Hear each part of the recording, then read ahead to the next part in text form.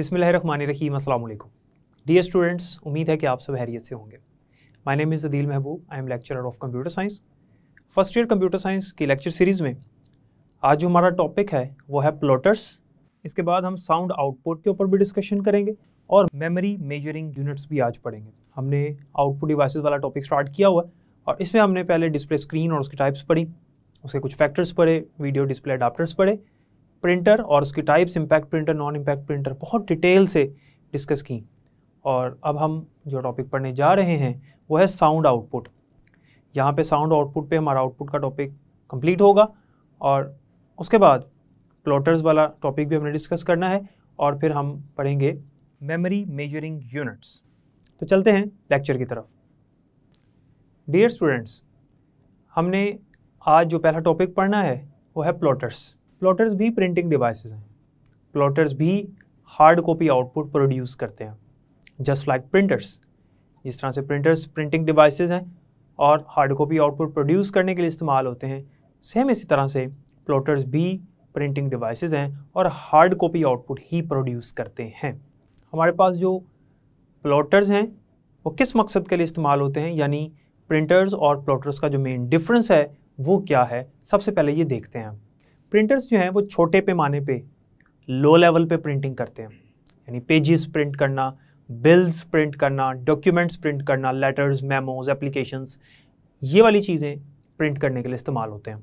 Notes वगैरह भी इससे प्रिंट हो जाते हैं। यानी छोटे पैमाने पे जो प्रिंटिंग है वो सारी की सारी हमारा प्रिंटर करता है। लेकिन जो प्लॉटर है ये लार्ज स्केल की प्रिंटिंग करने के लिए इस्तेमाल होता है। इस लेवल पे प्लॉटर इस्तेमाल नहीं होता। ये कहाँ पर इस्तेमाल होता है? ये इस्तेमाल होता है आर्किटेक्चर ड्राइंग्स में, मैप्स में इस्तेमाल किया जाता है, बड़े ग्राफ्स बनाने के लिए इस्तेमाल किया जाता है। नक्शा जात वगैरह, मैप्स हो गए और बिल्डिंग के स्ट्रक्चर्स, आर्किटेक्चर्स, इनको ड्रा करने के लिए, इनको प्रिंट करने के लिए प्लॉटर्स इस्तेमाल किए जाते हैं। जब हमने बड़ी बड़ी प्रिंटिंग करनी है, छोटे प्रिंटर पे हम वो बड़ी प्रिंटिंग नहीं कर सकते। मिसाल के तौर पे अगर हमने एक बिल्डिंग का आर्किटेक्ट पूरा प्रिंट करना है और हम उसको एक पेपर पे प्रिंट करेंगे तो हमें हर चीज़ वाज़िया नहीं होगी, क्योंकि उसका साइज़ छोटा है। जब हमारे पास बहुत ही उसके अंदर पेचीदगियाँ हैं, कॉम्प्लिकेशंस हैं प्रिंटिंग में, यानी वो जो डायग्राम है जो हम प्रिंट करना चाह रहे हैं, वो जो इमेज है जो हम प्रिंट करना चाह रहे हैं, उसमें बहुत कॉम्प्लिकेशंस हैं, तो हम चाहेंगे कि उसका साइज़ बड़ा हो ताकि हम उसको समझ सकें और उसको देख सकें। उसके लिए हम प्लॉटर्स का इस्तेमाल करेंगे। प्लॉटर्स में हमारे पास दो तरह के प्लॉटर्स आते हैं। एक होता है हमारे पास फ्लैट बेड प्लॉटर और दूसरा होता है ड्रम प्लॉटर। दोनों आज के लेक्चर में हम डिस्कस करेंगे डिटेल के साथ। प्लॉटर्स एक्सपेंसिव हैं as compare to printers. Quality इनकी बहुत हाई होती है प्रिंटर्स की निस्बत। एक्सपेंसिव की वजह भी ये है, और आपको पता है कि लार्ज स्केल प्रिंटिंग के लिए इस्तेमाल होते हैं, तो इसलिए ऑब्वियसली इसकी जो कॉस्ट है वो ज़्यादा आती है। इसके अंदर इंक भी ज़्यादा यूज़ होती है और इलेक्ट्रिसिटी भी ज़्यादा कंज्यूम होती है।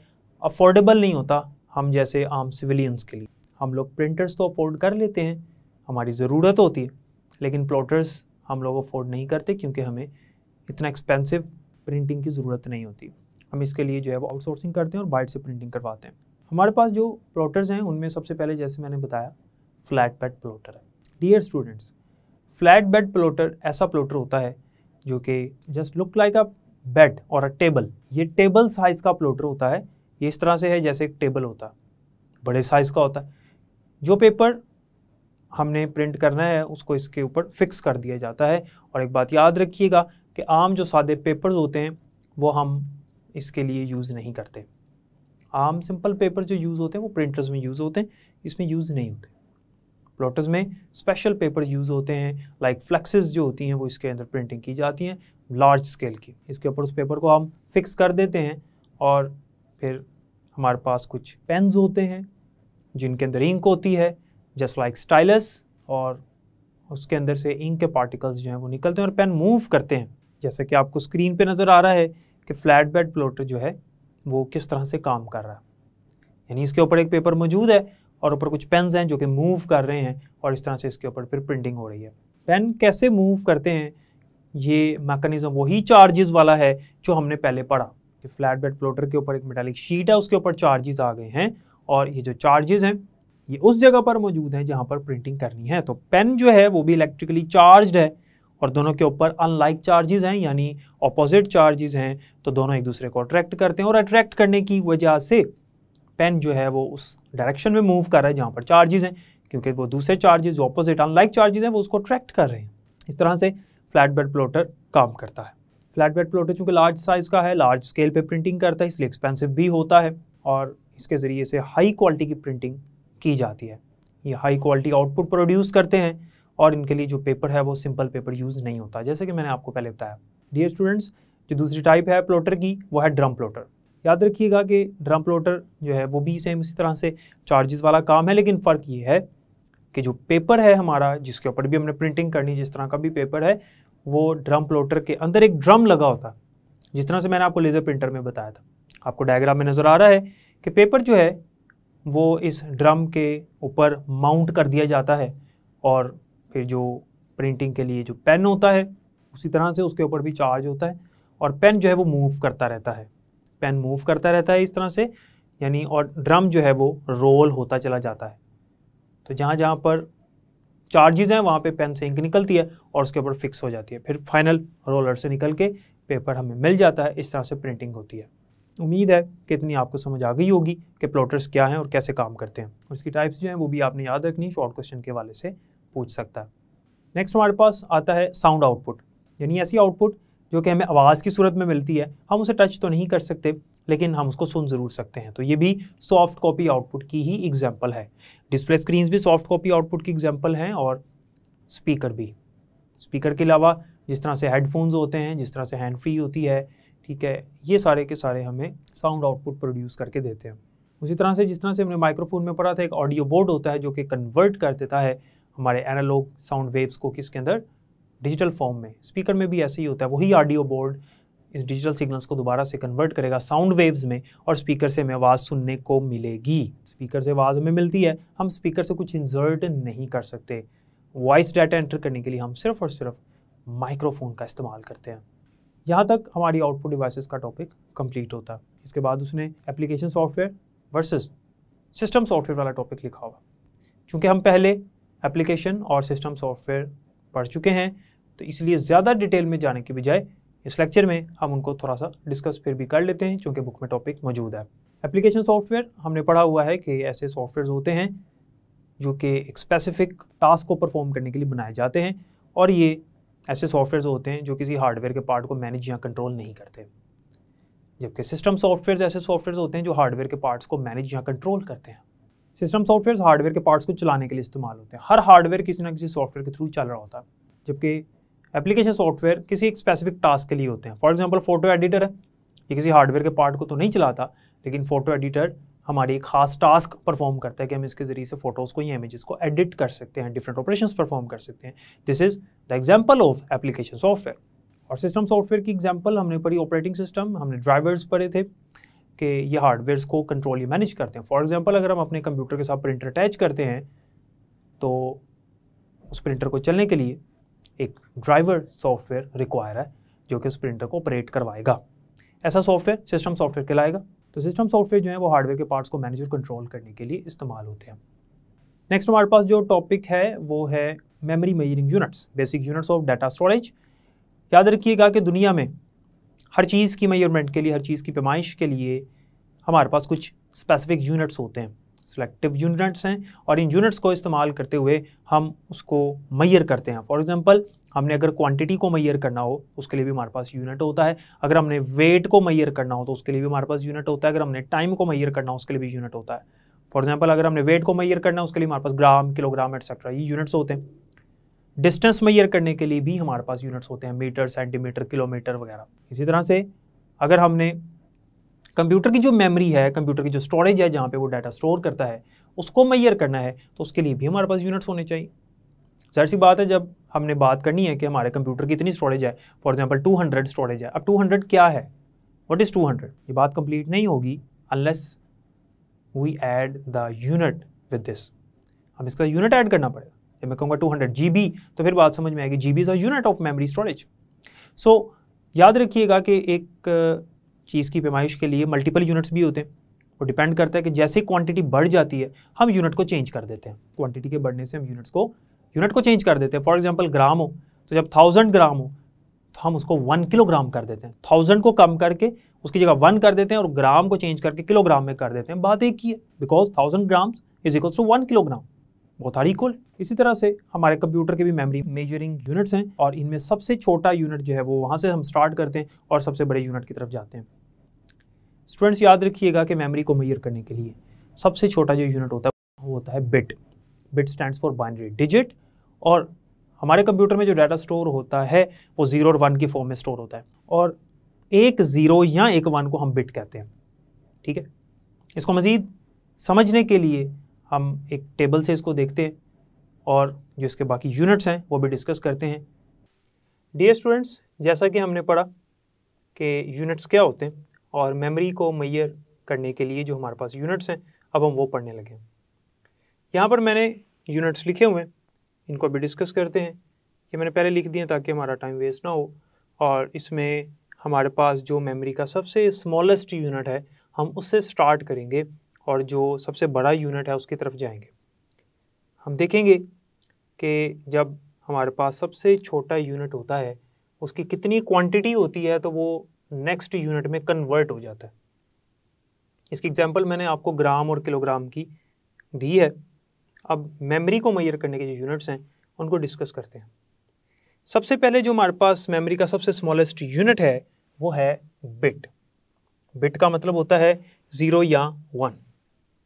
और याद रखिएगा कि हमारा कंप्यूटर जो है उसमें डाटा स्टोर होता है 0 और 1 की फॉर्म में। चूँकि 0 और 1 की फॉर्म में डाटा स्टोर होता है तो अगर हमारे कंप्यूटर में ये डाटा लिखा हुआ है, मतलब मेमोरी के अंदर ये सेव है 1001, तो ये कितने बिट्स कहलाएंगे? ये कहलाएंगे 4 बिट्स। 4 बिट्स क्यों कहलाएंगे? क्योंकि एक 0 या 1 को हम एक बिट कहते हैं। और एक बड़ी अहम बात जो आपने याद रखनी है वो ये है कि जो बिट होता है उसको हम स्मॉल b से रिप्रेजेंट करते हैं। जी हाँ, याद रखिएगा, जो स्मॉल b है वो बिट को रिप्रेजेंट करता है। अगर हमारे पास 4 बिट्स हो जाएं तो ये बन जाता है 1 nibble. 4 bits is equals to 1 nibble. और अगर 8 बिट्स हो जाएं तो 8 bits is equals to 1 byte, और बाइट को रिप्रेजेंट करते हैं कैपिटल B से। अब याद रखिएगा कि अगर हमारे पास 1024 यानी 1024 बाइट्स हो जाएं तो फिर यूनिट तब्दील हो जाएगा और वो बन जाएगा 1 kilo byte. K B stands for 1 kilo byte. और 1 किलो बाइट में बाइट्स कितने हैं हमारे पास? 1024। और अगर हम इसको पावर में देखें तो ये बनेगा 2⁻10। ये एक्सपोनेंट पावर है इसकी। और याद रखिएगा कि अगर हम 2 की पावर 10 करें तो हमारे पास यही आंसर आता है 1024। तो हम कह सकते हैं कि 1 KB is equals to 1024 bytes और 2⁻10 बाइट्स।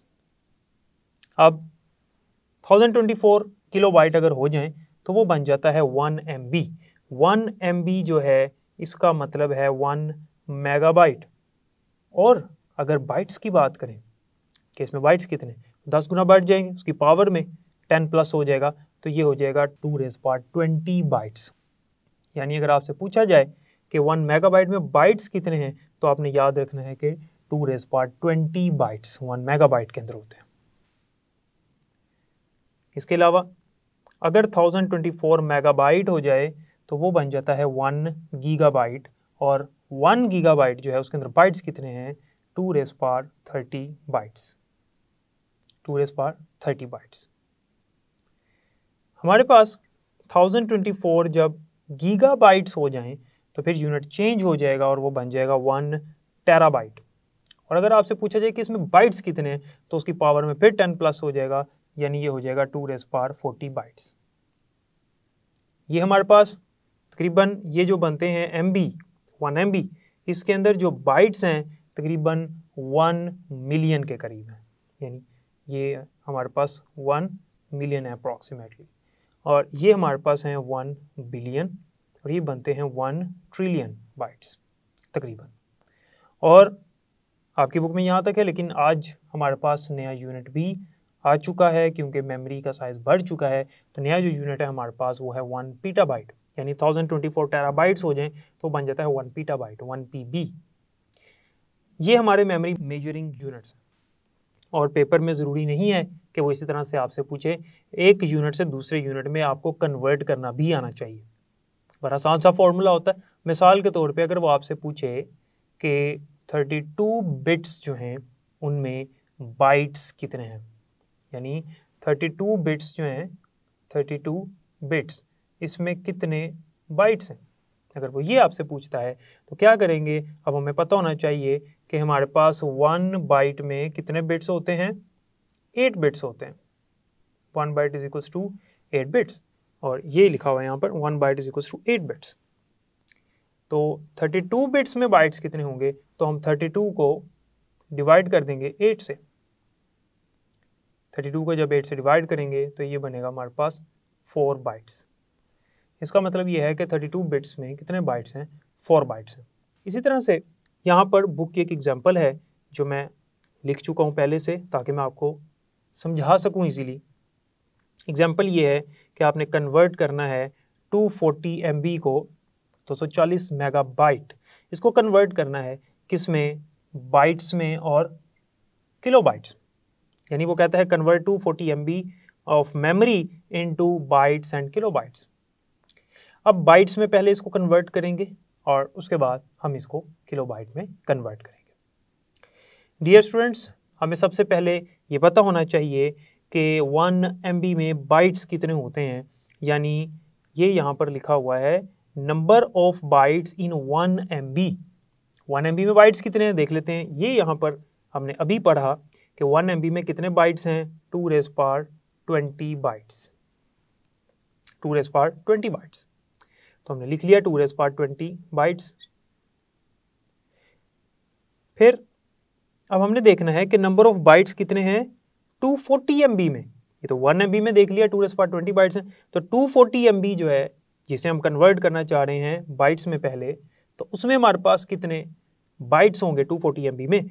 तो हमारे पास 1 MB में कितने बाइट्स थे 240, तो 240 को 2 रेज़ पावर 20 बाइट्स थे, तो 240 को मल्टीप्लाई कर देंगे 2 रेज़ पावर 20 बाइट्स, यानी 1 MB में कितने बाइट्स थे 2 रेज़ पावर 20, इसको मल्टीप्लाई कर देंगे 240 से। तो हमारे पास जो भी आंसर आएगा कैलकुलेशन के बाद वो हमारे पास बाइट्स होंगे 240 MB के अंदर। अब हमने इसे कन्वर्ट करना है किलो बाइट्स में, तो उसके लिए हमें पहले पता होना चाहिए कि 1 मेगाबाइट में यानी 1 MB में किलो बाइट्स कितने हैं। सेम उसी तरह से जिस तरह हमने पहले देखा कि नंबर ऑफ बाइट्स कितने हैं 1 MB में, तो हमारे पास 1 MB में किलो बाइट्स कितने हैं 2 rays power 10 kilo bytes. 1 MB में किलो बाइट्स कितने हैं, ये यहाँ पर लिखा हुआ है 1024 किलो बाइट्स, और अभी मैंने आपको बताया था कि 2 रेज़ पावर 10 करें तो इसका आंसर आता है 1024। तो 2 रेज़ पावर 10 किलो बाइट्स, तो 240 MB में यानी number of kilo byte in 240 MB, 240 MB में किलो बाइट्स कितने होंगे, तो आपने सिंपली क्या करना है 240 को मल्टीप्लाई कर देना है 2 रेज़ पावर 10 किलो बाइट्स से, या 1024 किलो बाइट्स भी आप इसे कर सकते हो। यानी इसको आप ऐसे भी कर सकते हो कि 240 मल्टीप्लाई बाय 1024, इसका भी सेम आंसर आएगा, और जो आंसर होगा वो किस में होगा, किलो बाइट्स में होगा, जो हमें रिक्वायर है। तो इस तरह से हम इसको कन्वर्ट करते हैं। उम्मीद है कि आपको समझ आ गई होगी। अब चलते हैं वर्ड की तरफ। स्टूडेंट्स, वर्ड क्या होता है, हमारे कंप्यूटर में एक वर्ड जो है वो कितनी मेमोरी कंज्यूम करता है। कुछ कंप्यूटर्स में 8 बिट्स, कुछ कंप्यूटर में 16 बिट्स, 32 और 64, इस तरह से वेरी करता है। और जितनी ज़्यादा मेमोरी एक वर्ड कंज्यूम करेगा ये इस कंप्यूटर की स्पीड पे भी डिपेंड करता है। कंप्यूटर स्पीड उसकी कंप्यूटर की ज़्यादा होती है। अब यहाँ पर लिखा हुआ है number of bytes, number of bits और एरा ऑफ कंप्यूटर, के कौन से कंप्यूटर में कितनी मेमोरी कंज्यूम होती थी एक वर्ड की। एक्चुअली 1 बाइट की जगह ली जाती थी, यानी 1 बाइट से मुराद क्या है, कितने बिट्स हैं 8 बिट्स। 1 बाइट में कितने बिट्स होते हैं, 8 बिट्स होते हैं। तो 1 बाइट 8 बिट्स की जगह ले रहा था किसमें, very early personal computers, PC से मुराद है पर्सनल कंप्यूटर्स। शुरू में जो पर्सनल कंप्यूटर्स थे, अर्ली पुराने शुरू वाले पर्सनल कंप्यूटर्स थे, उनमें 1 बाइट 8 बिट्स के इक्वल होती थी और इसमें वो स्टोर करता था डाटा। फिर उसके बाद 2 बाइट्स आ गए हमारे पास। 2 बाइट का मतलब है बिट्स कितने हैं, 16 बिट्स हैं।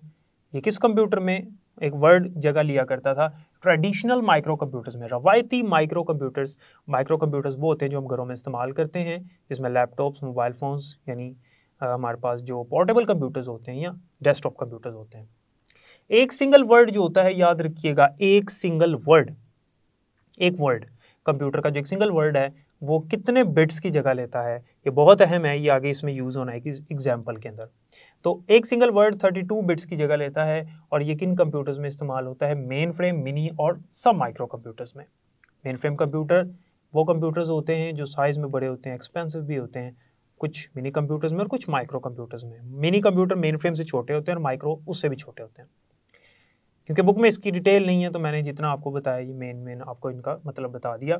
उसके बाद आता है हमारे पास डबल वर्ड, यानी 2 वर्ड्स की जगह ली जाती है। डबल वर्ड से क्या मुराद होगा? 64 बिट्स, क्योंकि सिंगल वर्ड 32 बिट ले रहा है, तो 32 में 32 प्लस कर दें, उसको डबल कर दें तो ये हो जाएगा 64, या 2 से मल्टीप्लाई कर दें, एक ही बात है। तो ये सुपर कंप्यूटर्स में और माइक्रो कंप्यूटर्स में इस्तेमाल होता है डबल वर्ड। अब हमारे पास उसने बुक में एक एग्जाम्पल दी हुई है जिसमें उसने कहा है कन्वर्ट करना है 60 GB को इनटू वर्ड्स। तो ये एग्जांपल है बुक की, इसको भी देख लेते हैं। वो कहता है कन्वर्ट करें 60 GB को वर्ड्स के अंदर। तो फर्स्ट ऑफ ऑल हमें पता होना चाहिए कि नंबर ऑफ बाइट्स कितने होते हैं 1 GB में। तो देख लेते हैं 1 GB में नंबर ऑफ बाइट्स कितने हैं? 2⁻30 बाइट्स, 2⁻30 बाइट्स। तो लिख लिया हमने 2⁻30 बाइट्स। नंबर ऑफ बाइट्स कितने हैं 60 GB में? अब 60 GB देखते हैं, इसमें बाइट्स कितने हैं, पहले हमने बाइट्स में देखना है, फिर उसके बाद वर्ड्स में करेंगे कन्वर्ट। तो नंबर ऑफ बाइट्स कितने हैं 60 GB में? तो 2⁻30 को 60 से आपने सिंपली मल्टीप्लाई कर देना है। जो भी आंसर आएगा वो हमारे पास आ जाएगा किसमें? बाइट्स में। 60 GB में बाइट्स कितने हैं। फिर हमने देखना है कि नंबर ऑफ वर्ड्स कितने आ जाते हैं 4 बाइट्स के अंदर, यानी 4 बाइट्स हों तो नंबर ऑफ वर्ड्स कितने आते हैं? तो 4 बाइट के अंदर एक ही वर्ड आता है, क्योंकि 32 बिट्स जो होते हैं वो सिंगल वर्ड के इक्वल होता है। 32 बिट अभी हमने कन्वर्ट किया था, कितने बाइट्स के बराबर है? 4 बाइट्स के बराबर है। तो यहाँ पर 4 बाइट्स में वर्ड्स कितने हैं? एक सिंगल वर्ड ही आता है। और उसके बाद number of words in 60 GB, जो कि एक्चुअली हमें रिक्वायर है, जो हमने फाइंड आउट करना है, कैलकुलेट करना है। तो एक हमारे पास वर्ड्स कितने आते हैं 60 GB में? तो हमने क्या करना है 60 डिवाइडेड बाय 4। 4 क्यों किया? क्योंकि हमारे पास 32 बिट्स 4 बाइट्स के इक्वल होते हैं। 60 divided by 4 multiply by 2⁻30। 60 divided by 4 करें तो ये बनता है 15। तो 15 को मल्टीप्लाई करना है 2⁻30 से, तो जो भी आंसर आएगा वो उतने वर्ड्स में होगा। 60 GB इज इक्वल्स टू इतने वर्ड्स बनेंगे। उम्मीद है कि इसकी आपको समझ आ गई होगी।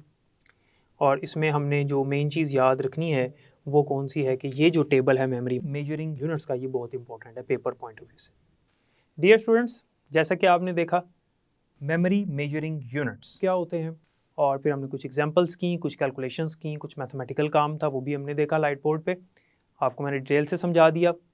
इसमें हमने देखा कि एक वर्ड जो है वो मेमोरी में कितनी जगह कंज्यूम करता है और डिफरेंट कंप्यूटर्स में वो कितनी जगह कंज्यूम करता है। उससे पहले हमने सॉफ्टवेयर के बारे में और प्लॉटर्स के बारे में भी डिस्कस किया। उम्मीद है कि ये लेक्चर आपको समझ आया होगा, जिसमें शुरू में हमारे पास थ्योरी थी, उसके बाद कुछ मैथमेटिकल वर्क था। उम्मीद है कि हर चीज़ क्लियर हो गई होगी। इसको बुक से ज़रूर रीड कीजिएगा। नेक्स्ट लेक्चर में सिस्टम डेवलपमेंट का टॉपिक स्टार्ट करेंगे। तब तक के लिए मुझे इजाज़त दें। अपना बहुत ख्याल रखिएगा। अल्लाह हाफिज़।